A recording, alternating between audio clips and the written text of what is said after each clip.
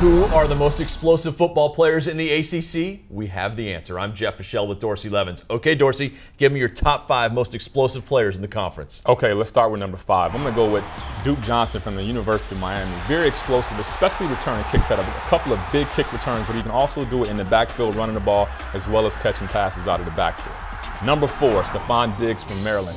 Same category as Duke Johnson. Actually, Duke Johnson was my ACC Freshman of the Year until Stefon came out of nowhere and kind of snatched it from him. But Stefon's the same kind of guy, a guy who can return kicks and an explosive receiver. You see him run behind guys and break tackles and get a lot of yards after the catch.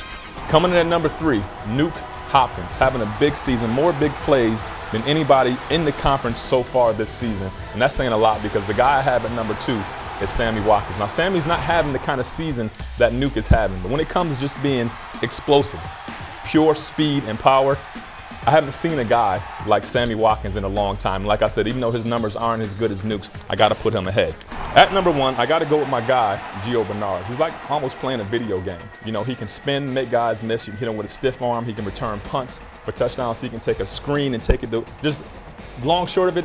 There's not much this guy can't do, and I think this is going to be the last time we see him in a North Carolina uniform this season because he's got the ability to play at the next level, and I got a hunch that he will be in an NFL uniform next season. Now, I'm glad Riley Skinner's not here. He tried to beat you up, not including any quarterbacks in there. Where's Taj Boyd? Where's E.J. Manuel? Yeah, well, I had to get it down to 5. You know, that's true. That's the tough part. We got some producers around here that they want it down to 5, so I got it down to 5, and in that I had to leave out my quarterbacks. And I also had to leave out Chris Thompson because he's injured, but I think he's one of the most explosive backs in the conference as well. Now, what about defensive guys? No Bjorn Werner in there? No Tank Carradine? Any of those guys? They are explosive, but I'm an offensive guy, so defensive guys get no love. It's plain and simple. All right. Can't argue with that. Dorsey Levens, I'm Jeff Fischel. You're watching the ACC Digital Network, brought to you by Ruby Tuesday.